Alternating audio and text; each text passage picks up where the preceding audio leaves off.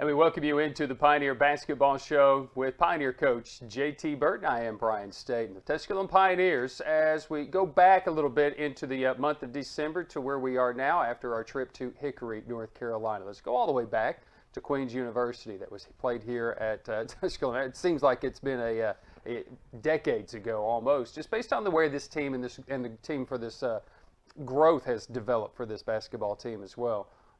Coach, it was a Queens team that comes in obviously riding high, nationally ranked for the first time this year as they come into Tusculum all the way back middle of December during the weekend of graduation, playing them on a Sunday.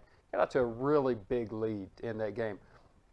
Was the lead based on the hype, or was the lead based on the things that you guys have finally started to learn in your system to do well? I thought it was a little bit of both, but I mean, a credit to our guys. I mean, those guys came out ready to go. I mean, we just didn't finish the game, but the first 25 minutes of that game, we looked really good. Yeah. And then we just couldn't stop the onslaught, as I like to call it. Yeah. The second half after that first media timeout, and then they went on like a 28-2 run or something like that. So.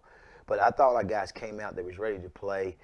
The assistants did a really good job of getting us prepared, and we just didn't. We come up on the wrong end of that stick. Let's take a look at some of those highlights in that contest. I mean, it's a Queens team that obviously, when you take about Diancalu and Willett, man, their guard play is fantastic. But you had all of the emotion. Caleb Hodnett was going early. You had the outside shot going very early in the contest. When you talked about doing things well, was it mostly what you were doing defensively and causing them some problems?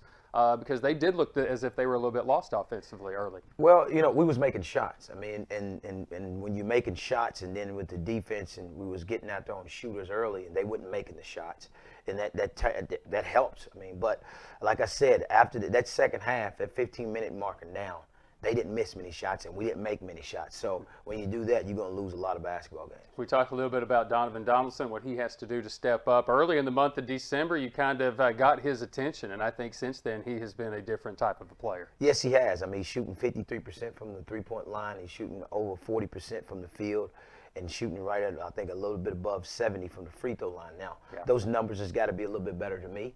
I mean, it's never good enough, but he's done very well by responding, and I'm very proud of him because that kid, I'm very hard on him, but he has responded since I gave him the eye opener. You know, and a little bit of it is his defense too. I mean, he is creating that. His defense, I think, is dictating a little bit how his offense goes too. Yes, I mean, like I told him, he's got to sustain that defensive intensity throughout the game. I mean, he can't go play hard 1 out of every 5 possessions, and he's done a very good job. Now, he's got to rebound the ball better, which we've talked about that on the offensive end, but because he's very capable. He's averaging 6 rebounds a game. Yeah. But to me, he should be averaging 8 to 10. And we talk about that a lot. We watch a lot of film about it. So I think he's going to come around. He's done a very good job of responding. All right, well, this Queens basketball team, obviously, they stayed with you pretty much stride for stride. This first half was huge. Donovan hits a big shot. So 16, I believe, of his 18 points scored, 16 of his 19 scored right there in that first half. And again, that has kind of been, unfortunately, the norm. They start hitting shots. They've got it. They've got that outside game. They've got that. They did go deep into their bench in that first half, but they didn't do that in the second half. They didn't need to. They kind of stayed with their guys. They have been able to get them there. Yeah, and that's what makes them special, man, because those guys, the bench done a very good job of kind of maintaining and keeping them in it, keeping everybody on the same playing field. But the second half, their guys, you know, took the game over. And that, I mean, they do a really good job. They're the 19th ranked team in the country, the number one in our conference at that time. So I think it was kind of new for our guys to understand that, hey, these guys are not going away. And they showed it the second half. 28-2 run, obviously pretty good. Get a chance to see them again in the middle of February. Pioneers learn from that when we go on the road. It took us, you had that little bit of a gap, though, you know, in just playing. The Newberry game has kind of thrown some things off. We go down to Burton, you know, it's 5.5, 6 hours away. You know, a good little trip down to Raleigh, and a really good basketball team. Not so long ago, won a national championship. Same coach has been there. You're talking about a lot of consistency and a great shooting basketball team, too. They're a very good shooting basketball team, but they don't get enough credit for the way they pass the ball. They're 9th in the country in assists per game as a team. And they had, going into halftime, they had 16 assists to 2 turnovers. and they ended the game with 25 assists with 5 turnovers.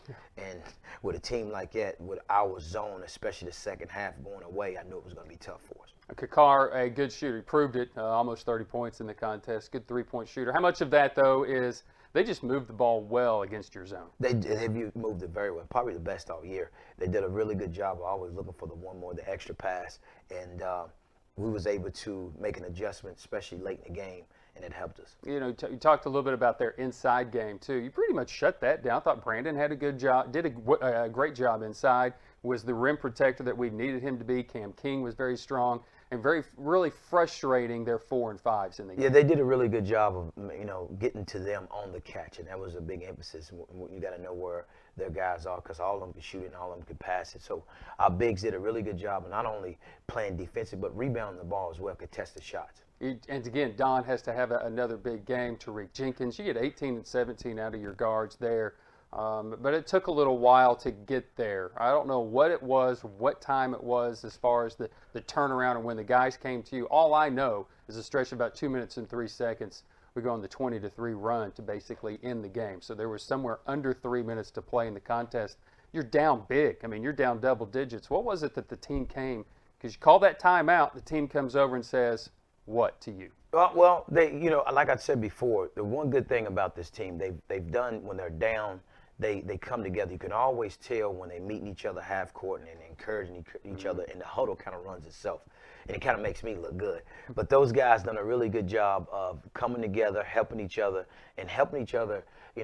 get the confidence knowing they can win, especially on the road. Tariq Jenkins was a big part of that. Here's the final where the go-ahead bucket for a Pioneer team that would eventually win by 4. It's huge because you really haven't played Burton a whole lot, but you've also never beaten Tusculum as an entity, as a school, has never beaten Burton. And you see the atmosphere. I mean, for a smaller school, the side that you don't see is our side right under us. Pretty decent crowd that came out from this community to see this team play. It was nice. It was nice to see. But we did a really good job on the defensive end as well. We contested the shot.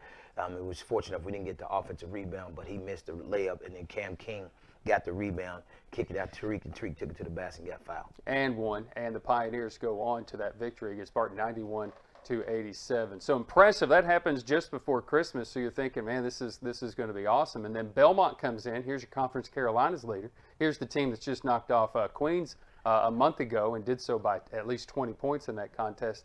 And DeQuan Abram is a matchup nightmare for just about anybody. And you talked about what we've heard in this show. We're making shots. Yes. And in this game, we didn't necessarily come out making shots. No, it was another one of those deals to where we was down late and guys, came together and they showed their resiliency again to fight back. Unfortunately, we came up on the short end of the stick. But to have a chance to win with 1.4 seconds left to go, that says a lot about the team. Well, what does this Belmont Abbey team do? I mean, obviously it's inside, outside. Didn't get a chance to see this one.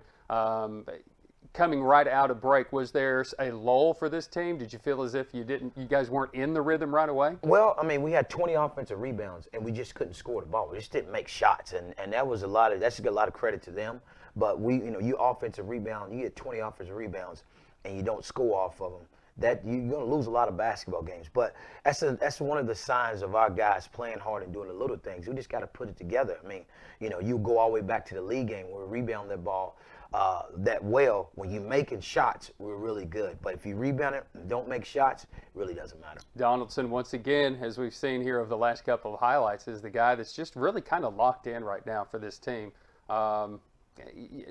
Whether or not he's making, whether or not he's missing, he seems to be right now the most dangerous player on the floor. Yes, I mean, we got to do a better job of getting the ball late in games as well. I've done a bad job of doing that, but he's done a really good job of taking good shots, playing hard defense. And I told him it starts on the defensive end, and he shares the ball, but he does a really good job moving against a zone. You see right here, and he makes a extra pass. But Don has been our catalyst especially the last 4 games. Mm-hmm.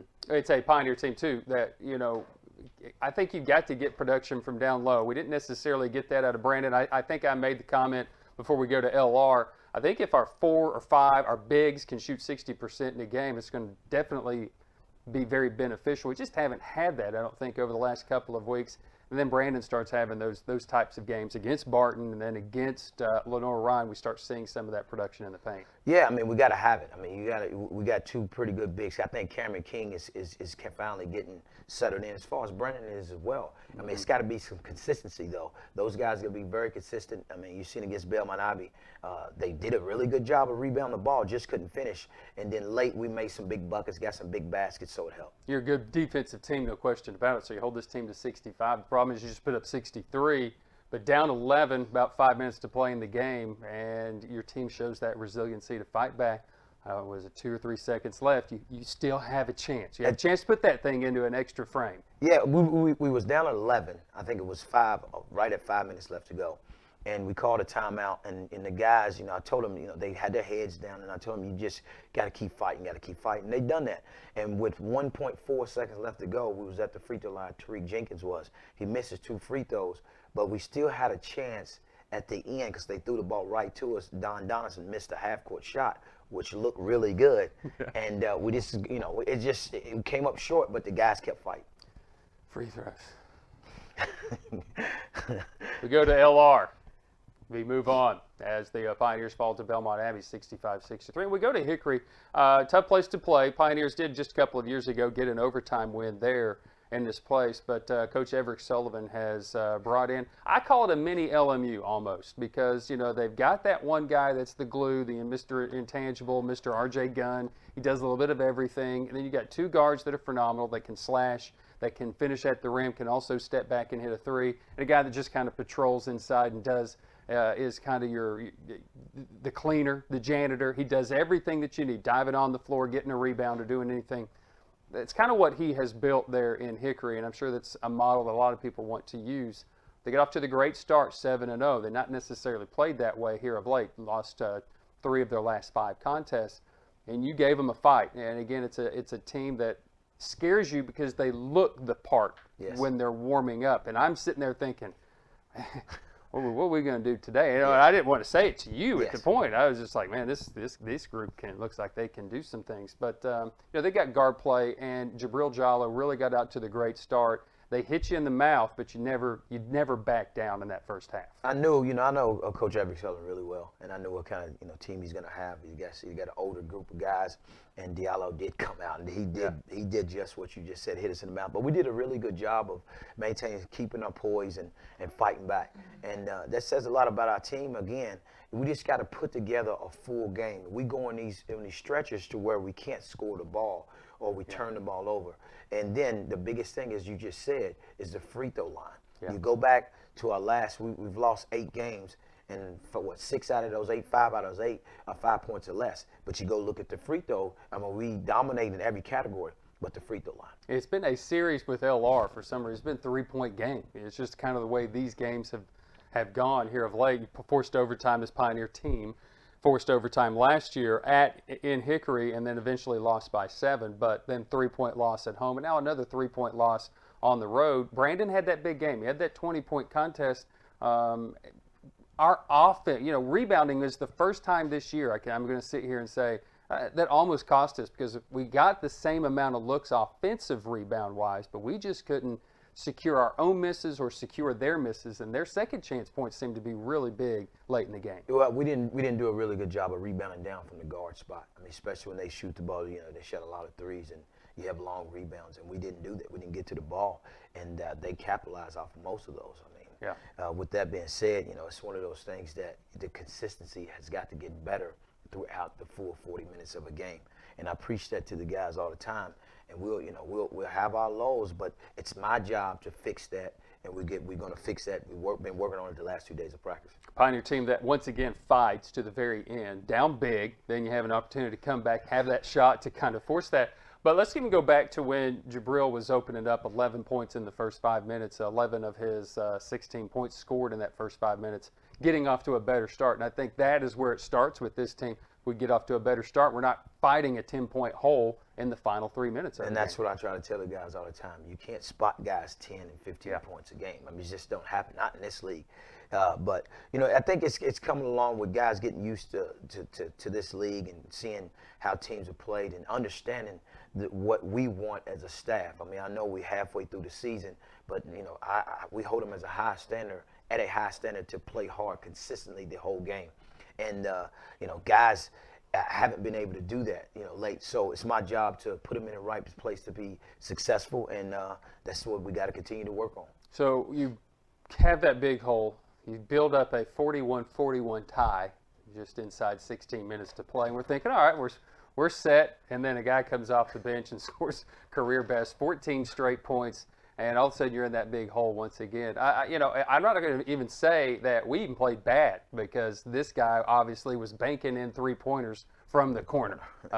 So obviously they found a little bit of a rhythm there. Yeah, they did. I mean, he was shooting 31% from the three, and I'll take that all the time. But that's a testament to Coach Sullivan as well. She's giving this guy some confidence. But, I mean, we was there, we made him shoot tough threes, take tough twos, but he just got on the road that I hadn't seen before. Yeah. And it put us at dug us. We had to dig ourselves out of that hole as well, and I think we turned around and went on a 10-0 run right after that. Answered, had that opportunity at the end, but again, comes up just a little bit short. Well, good news for the Pioneers. We're done with our 4,700-mile road trips to begin basically the year. Now the month of January, we get a chance to be at home, but we do have a road trip with Wingate in there. We'll talk about our three-game homestand. That's when we come back. Right after this, it's the Pioneer Basketball Show with Pioneer coach JT Burton. The first date. Only one chance to make that first impression. Don't worry, this might be new for you, but Ingles has been there before.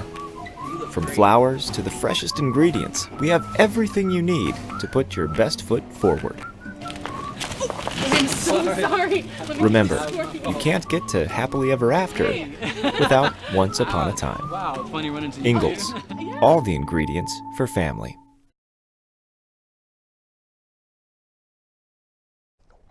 We welcome you back into the Pioneer Basketball Show with Pioneer coach JT Burton. Now we get a chance to be at home, but three good ones. It's a Mars Hill team that you can't lay down on anymore. They got the top scorer in the league on their team, Khalil Walls. You're going to like watching this kid out of Coker, or at least watching the video from him. And then you got the rivalry, and Carson Newman. No, they don't have the league's best player anymore, but they are still Carson Newman. So you got three-game homestand.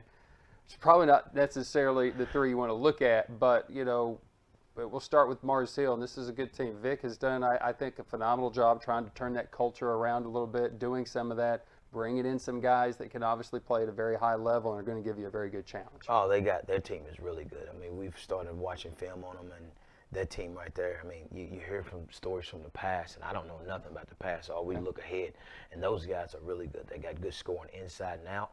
They play hard. They can shoot it. They can rebound it. So it's not going to be easy. I mean, it's going to be a tough game, and then we told the guys that, we just got to come in and play our game, and hopefully we can come out on the winning side this time. Coker's long and lean, and they got a scorer. He's a true scorer. He's absolutely everything that you would want to see. Carson Newman, obviously, the rivalry to wrap up this three-game homestand. What do you need to see? I think I talked with you a little bit about this. What do you need to see out of your team for this three-game homestand? We gotta do a better job. Like I said, I keep going back defensively as far as consistency and playing hard, playing for each other. Don't worry about the outside distractions. Play with each other. Don't look at the records of either team, and just play what we have to do. Everybody do their job, and I think we'll be okay. I mean, we got a tough team on Wednesday, and I mean we got a great homestand, and we got the students coming back. Try to get some students in here. It's our job to recruit them. So if we could do that, I think we'd be okay. Basically, you're saying let's come out and watch this team. We haven't had that too. We haven't had that type of atmosphere, and I think the guys are hungry. Let's just play in front of our own fans. We haven't had the opportunity to do that yet. No, we haven't. I mean, especially we got that. We got a nice home stretch here. We got the team, our big rival, the team from down the road, down there. And if we can get everybody, all the fans to come and pack the place, I think it'll help us out because we need it. Pioneer basketball team that looks forward to this three-game homestand. I don't know if you can. This guy looks forward to this three-game homestand for sure. He's Pioneer coach JT Burton. The Tusculum Pioneers three-game homestand, 6 of the next 8 here at Pioneer Arena for an opportunity to come out and watch and support an exciting basketball team with one of the most exciting scorers as well in the South Atlantic Conference. That's all in the month of January. For everyone involved with the Pioneer Sports Network, Nick Forsberg to Dom Donnelly He's JT Burton. I'm Brian State. Until next week, go Pioneers.